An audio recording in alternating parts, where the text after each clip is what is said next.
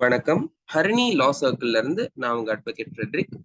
நாம சேனல்ல already TNPSC civil judge எக்ஸாம்க்கான மெயின்ஸ் பேப்பருக்கு கொஸ்டின் வித் ஆன்சர் சீரீஸ் அப்படின்ற மாதிரி நம்ம ஃப்ரீ சீரீஸ் ஒன்று இனிஷியேட் பண்ணியிருக்கோம் அப்படின்றது உங்களுக்கு தெரியும். ஒருவேளை தெரியல அப்படின்னா இந்த வீடியோட முடிவில் வந்து உங்களுக்கு லிங்க் கொடுக்குறேன் ஸ்க்ரீன்ல.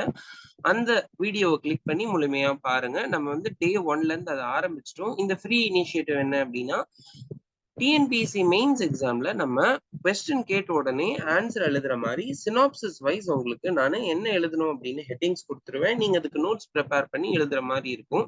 இதுதான் ஓவர் வியூ. அந்த வீடியோல முழுமையா சொல்லியிருப்பேன், தவறாம பாத்துக்கோங்க. இந்த வீடியோல என்ன பகிர்வு நான் பகிர்ந்துக்க போறேன் அப்படின்னா, மெயின்ஸ் எக்ஸாம் எழுதும் போது, அதாவது 4 பேப்பர் இருக்கு. Constitution, CrPC, CPC, evidence. இந்த 4 சப்ஜெக்ட்டுக்கும் மெயின்ஸ்ல ஆன்சர்ஸ் எழுதும் போது சினாப்சிஸ் வைஸ் நான் கொடுத்தபடி எழுதிடுறீங்க அப்படின்னு வச்சுக்கோங்க. ப்ரெசிடென்ஸ் எழுதுறதுக்கு நிறைய பேர் மறந்துடுவீங்க. அந்த மாதிரி மறக்கும் போது டிராஸ்டிக்கா உங்களோட மார்க் குறையும். பிராக்டிஸ்ல இல்ல வந்து காலேஜ் டேஸ் படிக்கும் போது சில கான்செப்ட்ஸுக்கு உங்களுக்கு ப்ரெசிடென்ஸ் ஆல்ரெடி ஞாபகம் இருக்கும். உச்ச நீதிமன்ற தீர்ப்புகளா இருக்கட்டும், இல்ல உயர் நீதிமன்ற தீர்ப்புகளா இருக்கட்டும், உங்களுக்கு ஞாபகம் இருக்கிறத எழுதிடுறீங்க. ஆனா எல்லாருமே அதை எழுதிடுவாங்க. அதுதான் உங்களுக்கு மார்க் குறையறதுக்கான முக்கியமான ஒரு பாயிண்டா இருக்கு. சோ அந்த விஷயத்தை தவிர்க்கிறதுக்கு என்ன பண்ணலாம் அப்படின்ற ஒரு யோசனையில தான் நான் இந்த ஃப்ரீ இனிஷியேட்டிவ் ஆரம்பிச்சிருக்கேன். இந்த இனிஷியேட்டிவ் பேரு 1000 சீரீஸ் அப்படின்னு சொல்றேன்.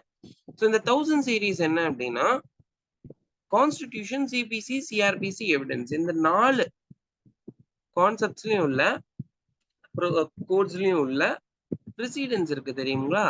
அந்த ப்ரெசிடென்ஸ் எல்லாத்தையுமே வந்து தொடர்ந்து நம்ம அடுத்தடுத்த கான்செப்டுக்கு எந்த கேஸ் நீங்க எழுதுனா எக்ஸாம்ல சூட்டபிளா இருக்கும், மார்க் இன்க்ரீஸ் பண்ணி கொடுக்கும் அப்படின்ற பாயிண்ட்ல நம்ம வந்து இந்த சீரீஸ் பார்க்க போறோம். இந்த சீரீஸ்ல கேஸ் பேரு, அது எந்த இயர் வந்தது, அதோட தமிழ் இங்கிலீஷ் ஜட்ஜ்மெண்ட் என்ன, ஃபைனல் லைன் ஆஃப் ஜட்ஜ்மெண்ட் என்ன அப்படின்றத ஷார்ட் அண்ட் கிறிஸ்பா பார்த்துருவோம். இதை மட்டும் தான் நீங்க எக்ஸாம்ல எழுதணும்.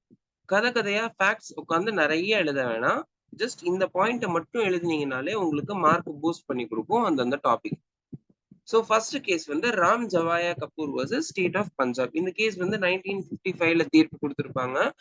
இந்த கேஸ்ல என்ன சுப்ரீம் கோர்ட் சொல்லியிருப்பாங்கன்னா, நம்ம கவர்மெண்ட் இருக்குங்கல்ல, இந்த கான்ஸ்டிடியூஷன்ல நம்ம கவர்மெண்ட் இங்கிலாண்டோட பார்லிமெண்ட்டை பேஸ் பண்ணின கான்ஸ்டிடியூஷனை அடாப்ட் பண்ணியிருக்கோம் அப்படின்றாங்க. அப்ப இங்கிலாண்டோட கான்ஸ்டிடியூஷன் என்ன அப்படின்னா அன்ரிட்டன் கான்ஸ்டிடியூஷன் நமக்கு தெரியும். ஆனா அது என்ன சொல்ல வருதுன்னா, பேசிக் பிரின்சிபிள் நம்ம கான்ஸ்டிடியூஷனல் ஹெட்டா பிரசிடென்ட் தான் இருப்பாரு. எக்ஸிகியூட்டிவ் ஹெட் ஆஃப் த கான்ஸ்டிடியூஷனா பிரசிடென்ட் தான். ஆனா ஆக்சுவல் எக்ஸிகியூட்டிவ் ஹெட் யாருன்னு பாத்தீங்கன்னா, council of ministers with the prime minister of India. அவங்க தான் எக்ஸிகியூட்டிவ் பவர்ஸ் ஆக்சுவலா வச்சிருக்காங்க. பிரசிடென்ட் வந்து ஒரு நாமினல் ஹெட்டா தான் வச்சிருக்காங்க கான்ஸ்டிடியூஷன்ல. ஓகேங்களா? சோ இதுதான் Ram Jawaya Kapur versus state of Punjab. இது எந்த மாதிரி கொஸ்டின்ஸ்க்கு நீங்க இதை வந்து இந்த பாயிண்ட் எழுதி இந்த கேஸ்ல எழுதலாம் அப்படின்னா, பார்லிமெண்டரி கவர்மெண்ட் அப்படின்ற மாதிரி கொஸ்டின்ஸ் வந்தாலோ, இல்ல executive powers of the president அப்படின்னு வந்தாலோ, இல்ல கவுன்சில் ஆஃப் மினிஸ்டர்ஸோட பவர்ஸ் என்ன அப்படின்னு கேட்டாலோ, இல்ல basic principles of the constitution அப்படின்னு கேட்கிற மாதிரி கொஸ்டின்ஸ். 4 கொஸ்டின் டைப் சொல்லிட்டேன் உங்களுக்கு. இந்த 4 கொஸ்டின் டைப்ல எந்த கொஸ்டின் வந்தாலும் இந்த கேஸை தயவு செஞ்சு எழுதிருங்க. ஓகே. சோ ரெண்டாவது கேஸா எஸ்ஆர் பொம்மை வர்சஸ் யூனியன் ஆஃப் இந்தியா. இந்த கேஸ்ல செக்யூலரிசம், அதாவது மத சார்பின்மை அப்படின்றது இந்திய அரசியல் அமைப்பின் ஒரு அடிப்படை கட்டமைப்பு அப்படின்னு சொல்லியிருக்காங்க. ஓகேங்களா?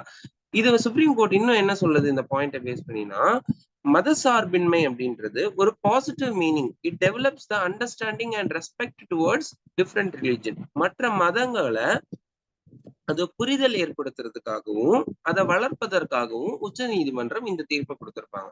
சோ இந்த கேஸ்ல நீங்க வந்து செக்யூலரிசம் பேஸ் பண்ணி ஏதாவது கொஸ்டின் கேட்டாலோ, இல்ல பேசிக் ஸ்ட்ரக்சர் அடிப்படை அப்படின்ற மாதிரியான கொஸ்டின்ஸ் கான்ஸ்டிடியூஷன் பேஸ் பண்ணி கேட்டாலோ, இல்ல நம்மளோட கான்ஸ்டிடியூஷன் எந்த பர்பஸ்க்காக உருவாக்கப்பட்டது அப்படின்னு ரிலீஜியன் பேஸ் பண்ணி ஏதாவது கேட்டாலோ எஸ்ஆர் பொம்மை கேஸ் நீங்க தாராளமா எழுதிடலாம். அடுத்த case Excel Wear versus Union of India. இது வந்து 1979 கேஸ். அப்புறம் DS Nakara versus Union of India. இந்த கேஸ் 1983. இந்த கேஸ்ல என்ன சொல்லியிருப்பாங்க அப்படின்னா, கோர்ட்ஸ் வந்து நேஷனலைசேஷன் அண்ட் ஸ்டேட் ஓனர்ஷிப், அதாவது ஒரு பர்டிகுலர் இப்ப பேங்க் வந்து நேஷனலைஸ் பண்ணாங்க. அதே மாதிரி வேரியஸ் ஆர்கன்ஸ் ஆஃப் த கவர்மெண்ட்டை வந்து நேஷனலைஸ் பண்றாங்கல்ல, ஸ்டேட் ஓனர்ஷிப் கீழே கொண்டு வராங்க. இது வந்து பிரின்சிபல் ஆஃப் சோசியலிசம் கீழே தான் கொண்டு வராங்க. அந்த நேஷனலைசேஷன் அப்படின்ற கான்செப்டே, தேசியமயமாக்கல் அப்படின்றத வந்து சோசியலிசம் பிரின்சிபல் கீழே தான் கொண்டு வராங்க. ஆனா அதை எந்த அளவுக்கு இன்டர்பிரேட் பண்ணக்கூடாது அப்படின்னு சுப்ரீம் கோர்ட் சொல்லியிருக்கு. என்னன்னா, தேசியமைப்பு அப்படின்னு சொல்லும் போது எல்லாத்தையும் தேசியமைப்பாக்க கூடாது. சில விஷயங்கள் இந்த இன்ட்ரெஸ்ட் ஆஃப் பப்ளிக் ஜஸ்டிஸ் பிரைவேட்டாவே வச்சிருக்கணும் அப்படின்னு சொல்றாங்க. பிரைவேட்டா வச்சிருக்கிறதுல growth ஆஃப் இந்தியா இருக்கும் அப்படின்னு சொல்றாங்க. ஓகேங்களா? சோ இதுதான் இந்த Excel Wear versus Union of India versus Union of India, அப்புறம் DS Nakara versus Union of India கேஸ்ல வந்து சொல்லியிருப்பாங்க. இந்த கேஸ் நீங்க எதுக்கெல்லாம் எழுதலாம் அப்படின்னா, சோசியலிசம் ரிலேட்டடா ஒரு கேள்வி கேட்கறாங்க, இல்ல வந்து பிரியாம்பிள் பேஸ் பண்ணி ஏதாவது கேட்கறாங்க, இல்ல nationalisation, state ownership, social security, இல்ல வந்து standard of living article 21 base பண்ணி standard of life and social security, இந்த மாதிரி கொஸ்டின்ஸ் கேட்கறாங்க, இல்ல பேசிக் பர்பஸ் ஆஃப் சோசியலிசம் என்னன்னு கேட்கறாங்க அப்படின்னா, இந்த ரெண்டு கேஸுமே நீங்க வந்து எழுதி இந்த பாயிண்ட்டை நீங்க எழுதிடலாம். ஓகேங்களா? ஸோ இதோட இந்த வீடியோ முடிவுக்கு வருது. நம்ம இந்த கான்செப்ட் 1000 சீரீஸ் கீழே டெய்லி 3 கொஸ்டின்ஸ், அதாவது 3 கேஸ் லாஸ் ப்ரெசிடென்ஸ் பார்த்துருவோம். இந்த 3 ப்ரெசிடென்ஸும் எந்த கொஸ்டினுக்கு ஏற்றி எழுத முடியுமோ நீங்க அப்படி எழுதிக்கலாம். ஓகேங்களா? மற்ற ஒரு வீடியோல மறுபடியும் உங்களை சந்திக்கிறேன். அதுவரை டேக் கேர்.